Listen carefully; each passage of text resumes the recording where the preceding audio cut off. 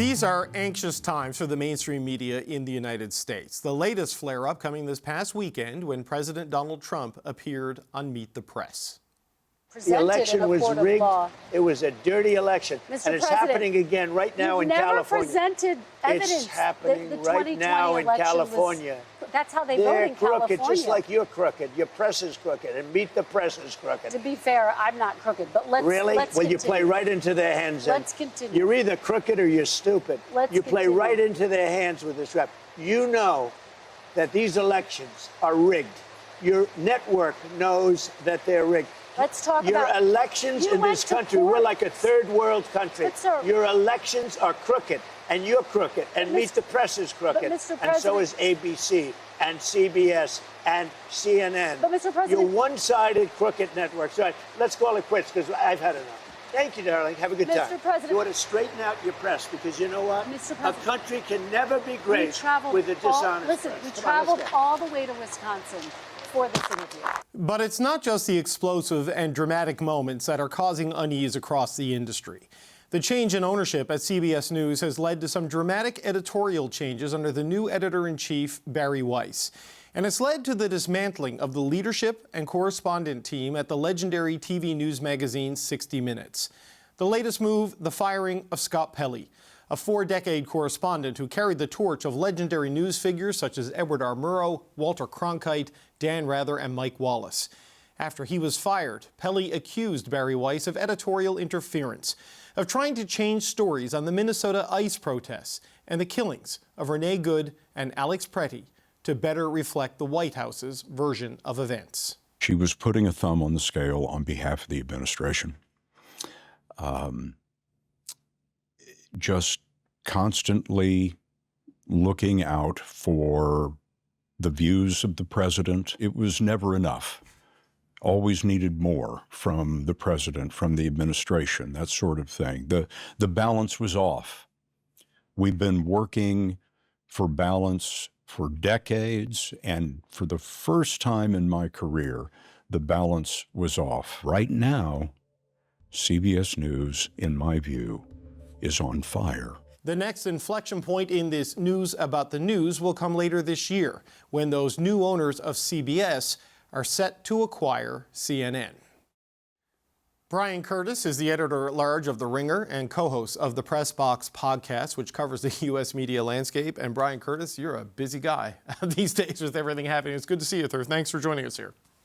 Nothing but fun around here, David. Thanks for having me. Well, let's start with this Bari Weiss 60 Minutes CBS situation. When a guy like Scott Pelley says CBS News is on fire, that means something. I mean, what do you view is happening at this network? Well, the other word he used was murder. And we should know this is not a guy who goes on television and uses language like that. Like if you told me that Scott Pelley was constitutionally capable of describing anything in those terms, you know, he does not say the Donald Trump administration has murdered foreign aid or Donald Trump's administration is incompetent. He's the face of a very calm, rigorous newsman. So for him to say that means that something in his mind has really changed at CBS. And I think what you hear in that clip you played there is he's saying, look, if we are going from a network that tries to get as close as it can to the truth to a network that gets as close as it can to the truth without angering Donald Trump, then something indeed has died. Something has been murdered.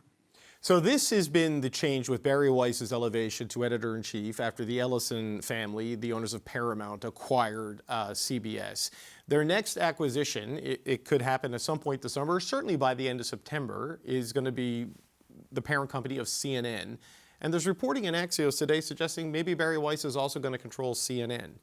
What are your thoughts on that potential change? Because there's criticism of Bari Weiss for her ideological views, which is one thing, not having really any television experience, but building this CBS and one of the biggest cable networks on earth into her control.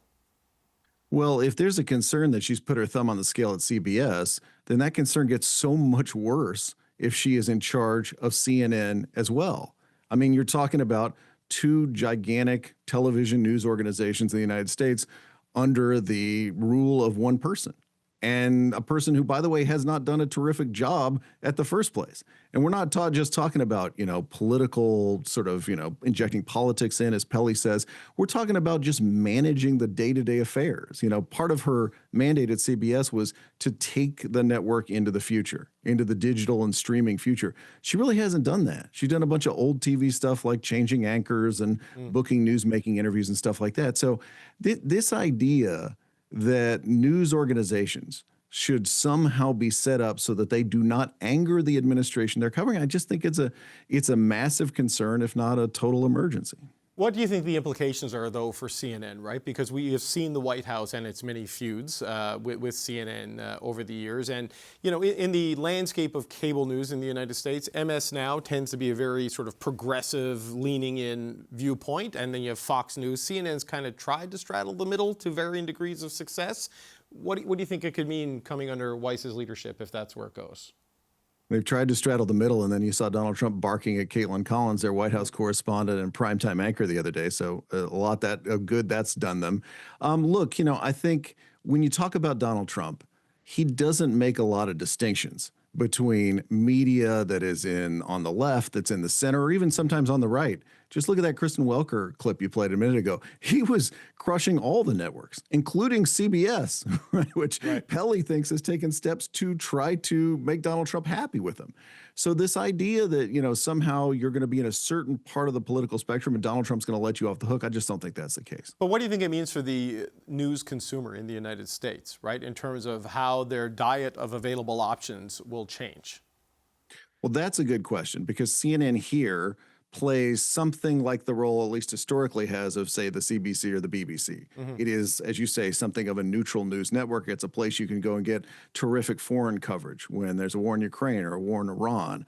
And the idea that that would be politically tinged, or that, let's just say, somebody like me would be watching television and would say, wait a second, can I absolutely trust this? Has this been done to the rigor that I would expect from a network like CNN? That's something that would, I think, limit our options just extraordinarily, right? I mean, it starts to become a question of where do you turn? Okay, we said there's New York Times, there's a couple of newspapers left. But if you start losing news networks, then I think the American consumer starts to get into a place where it really becomes hard to figure out what to trust. You have to wonder what's going through Anderson Cooper's head, who didn't renew his contract with 60 Minutes, signed off saying, I hope 60 Minutes remains 60 Minutes, and maybe the surmised reason he's leaving could end up taking control of CNN, where he is also one of the evening anchors, right, in terms of what that means. But, you mentioned the Kristen Welker clip off the top, and that kind of dramatic, yelly thing from the president, we've seen a lot of that. But what leapt out to me there was him saying, the election is rigged, it's happening again, it's happening right now in California. And you're hearing this more and more from Republicans and their online allies like Elon Musk around what's happening in Los Angeles, where you're now in the run-up to the midterms, that you can't trust elections. So this shift in the media landscape combined with the resurrection of this narrative of vote rigging, I mean, what do you think that means for the United States right now?